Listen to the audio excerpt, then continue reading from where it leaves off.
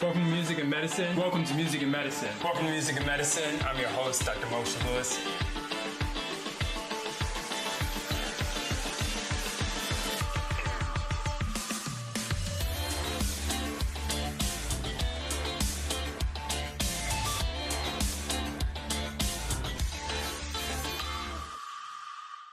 Welcome to Music and Medicine. I'm your host, Dr. Moshe Lewis. We are here with a special edition called Sports and Medicine with Tori Shonuff Nelson. This woman is incredible. 13 boxing championships on a worldwide scale. She's just been inducted into the International Hall of Fame for boxing, women's boxing. It's just so welcome to have you. Thank you for joining us.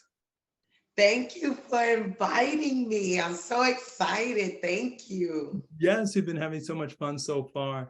I want to kind of look back a little bit in time and just find out how a young woman gets interested in boxing and where you got your start and sort of really got started practicing and things. You know, well, I tell people all the time, I've been boxing, I just wasn't getting paid for it. I'm the only girl and the baby of all boys. So, yeah, fighting was my thing. I could do that well. Exactly. But once I moved to Northern Virginia, right, I wanted to, get in shape. My thing was to lose weight and get in shape. I had my children. Sure. So my ex was like, how about you go to a boxing gym? He wanted me to let that frustration out. I see. I was like, okay. So I went and it just, I'm telling you, it went uphill from there. Wow. And was there a certain either person you looked up to or person you got to spar with that really sort of said, you would be great at this and you can break a lot of barriers and this is something that I think fits? Or did you just sort of see it unfolding in front of you and you're like, I can do that? Oh, I have a story.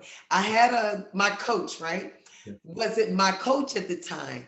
And so he was training another girl to fight like 2 weeks later. Right. So he said, hey, come get in the ring. And I knew that was my chance to shine. Sure. Let me tell you, I beat the brakes off of her. And his friend was on the outside of the ring and said, that's your fighter right there. Right. Wow. And he took me in. Right. Wow. Yeah, so yes, that was my motivation. Sure. And then tell us in terms of like you said, at one point it was more of a survival maybe or competition with your brothers, but then ultimately became something where you got paid. How did that kind of crossover occur? Because I know that a lot of people can spend years sort of on the non-professional circuit.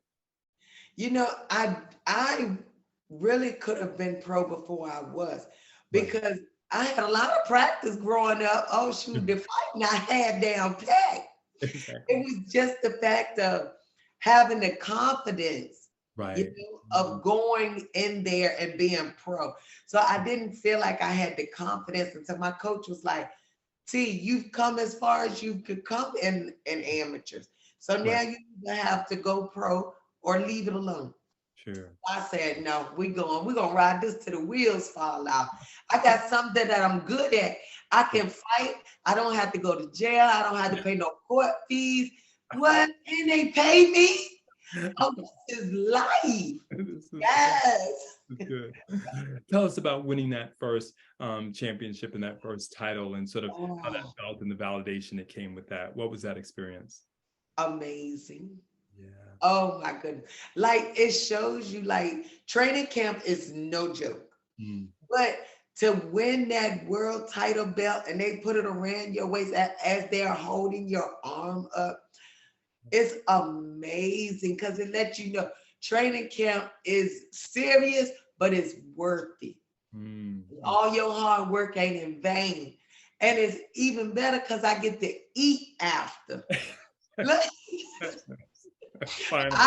to eat. Look, that's my thing. I love to eat. So all they gotta say is, T, you win this fight, we're gonna feed you. Oh, say that. That's all the incentive necessary. Exactly. Tell us about some of that intensity, because I think many times though it can be taken for granted. So I'm glad you brought it up. What some of the hours, the days, the weeks, and Oh, months, and then ultimately years look like? yeah, a lot. It look like it's no end. You Right, know, the hours that you have to put in to be a top elite fighter, right, like, and your mentalness have to be good right, because if not, you can lose it for somebody to punch you in your face right, right. Wow. several times. Right, right, right. Like, yeah. And Mm, I got punched in my face one time and I started smiling. And so right, when I got back to the corner, he said, "Well, what are you smiling for?" Because I know it's real now. right, right. You Wow. know, the hours are serious. The daytime, like, is I mean, I can't explain it. Like, you really have to go through it to Mm, understand. right, right. It's No, necessary. sure, absolutely. Um, Talk to us about it. Maybe you had thought about this at one time in terms of how it did sort of cross over and instill your confidence and help you feel vindicated, maybe not necessarily in terms of the marriage, but just as a person, as a woman, as an achiever, because so many times, life does come along. It's a good analogy to knock us down and things like that. And it can be hard to get up and continue to fight after this or after loss of a loved one or loss of a marriage. In what ways did you notice that it was really strengthening your resolve and who you were as a person? When I wasn't knocking his head off, I knew, I knew, okay, I'm growing because I took that anger, I took all my anger and I channeled it to somewhere positive that was gonna pay me instead of making me pay. And everything that you said, I went through it doing boxing. I lost my marriage, I lost my mother, I lost my grandmother. Like, I lost a lot, but it taught me I needed boxing. I Mm, needed it to get through because Lord knows where I would be right now.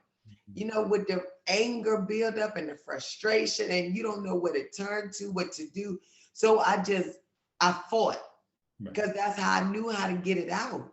sure, And it taught me, like, do something positive with this energy. right, Do something positive with it. And that's what I did. And it took me to the sky is the limit. right. You hear me? I used it positive. I prayed on everything. And it took me to the sky with Wow. it, like to the top of the top. Right. That's amazing.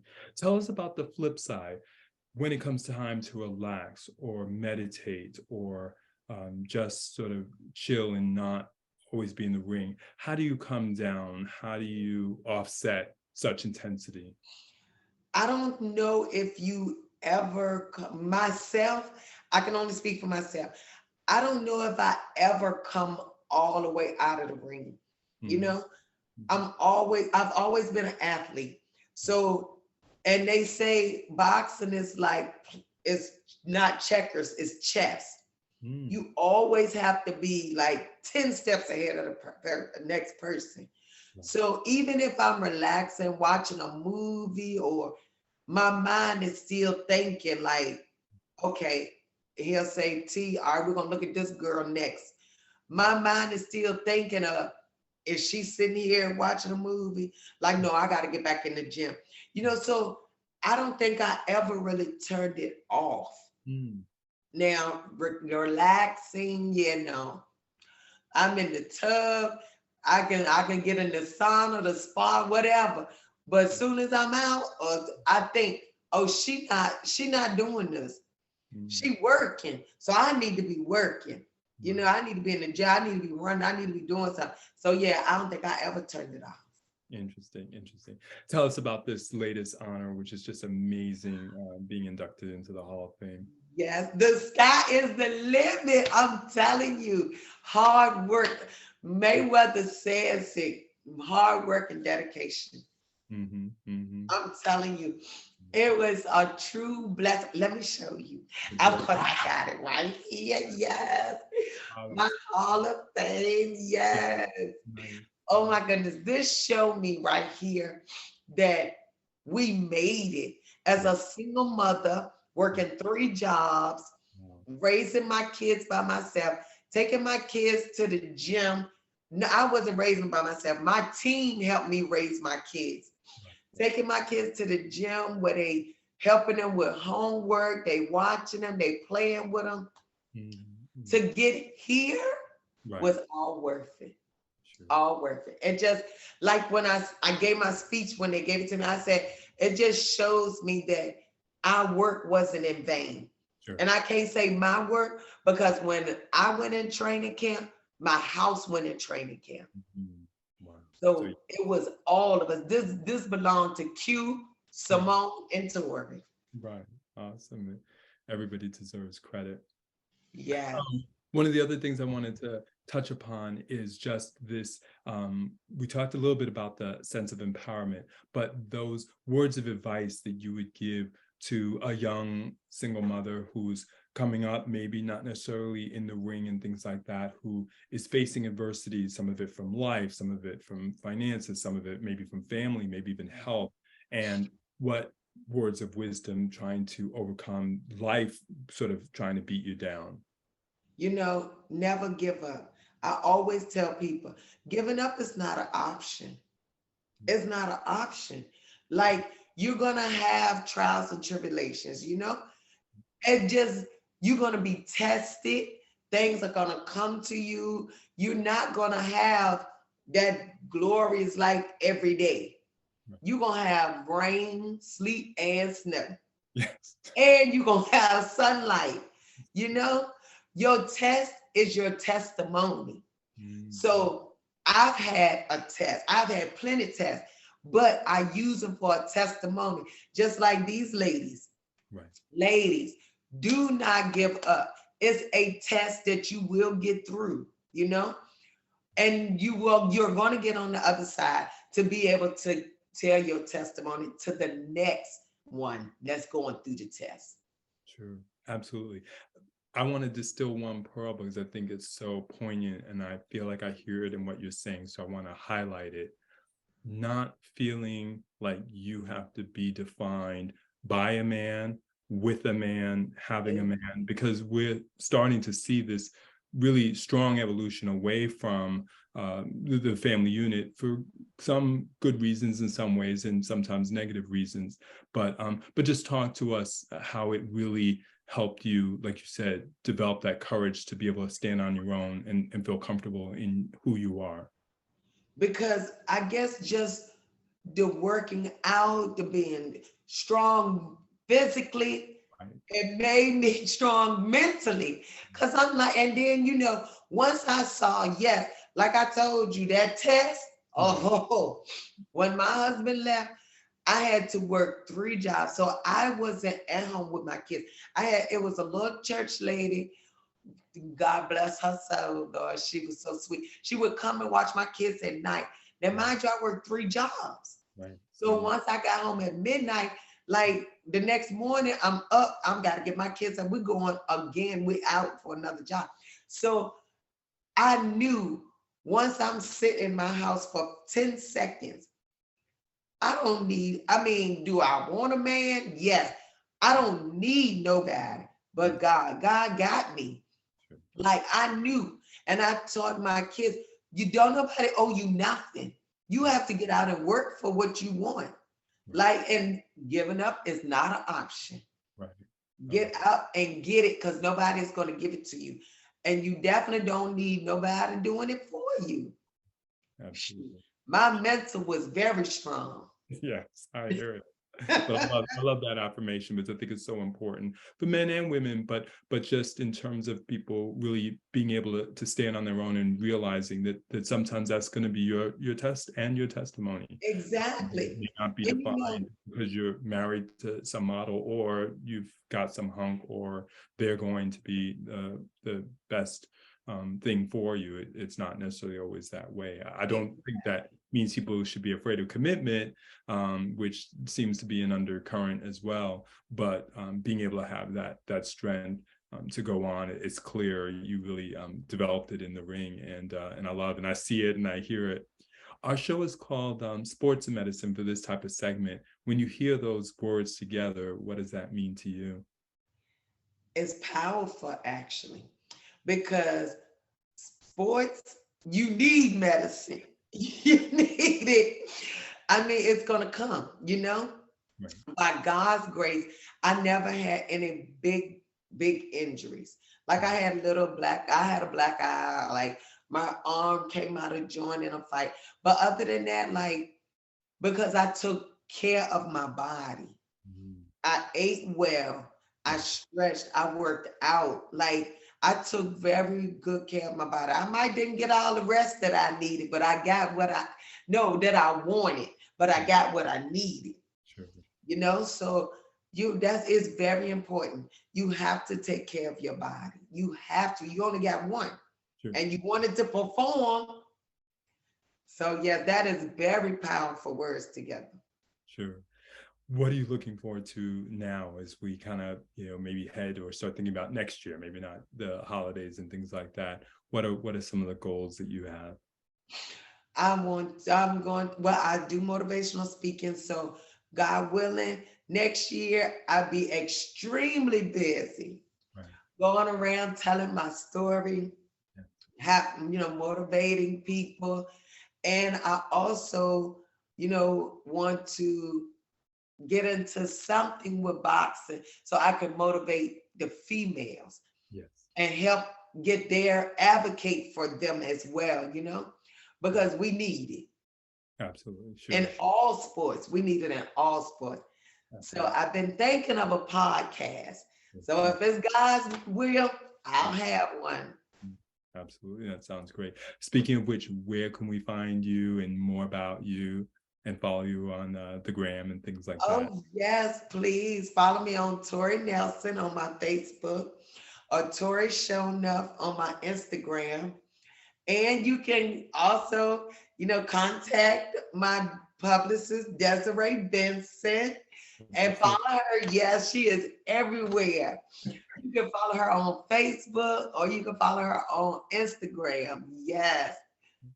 Yes, she is fabulous. Absolutely. Yes, I love Desiree. Followed you guys virtually in Vegas. It was so wonderful to see some of the people it turned out and things like that. And the last thing I want to make sure we give even a positive plug to this is tell us what your name means when you say Shonuff. Shonuff, the greatest, who the baddest, Shonuff. Who don't ever quit, Shonuff. Who made it to the Hall of Fame, Shonuff. Love it. I couldn't ask for a better ending. I love your energy. I love your laughter. Anyone that laughs at my silly jokes, I always thank them profusely. As we said, a big shout out to Desiree for helping pull all this together. And just thank you for being so warm and open and letting us in without hurting us too bad. And dropping some knowledge as well as the empowerment message. That's to me what your whole story and what your life has become about. And despite the hard work, literally and figuratively in the ring, at the jobs, keeping the family together, bringing them there, building your team, helping your team support your family team, really is a story of perseverance, and one that I think whether you're going into golfing, playing chess, reading, or, being an artist, you have so many pearls to give us with sticking to it, putting in the hard work, not being afraid to put in the time and the dedication, and finding your calling ultimately. So I thank you so much. Thank you. Thank you so much for having me. I enjoyed it. And I love your jokes. Absolutely. Yes. Well, your happiness and joy comes across the screen. So thanks so much for making our day. And I know you'll continue to be enlightenment to other young men and women, because it's so important that all of our people really continue to feel positive, constant, that they can continue on no matter what they may face. So thanks so much for the message. Thank you. Have a blessed one. You too. All the best. Thank you. Welcome to Music and Medicine. Welcome to Music and Medicine. Welcome to Music and Medicine. I'm your host, Dr. Moshe Lewis.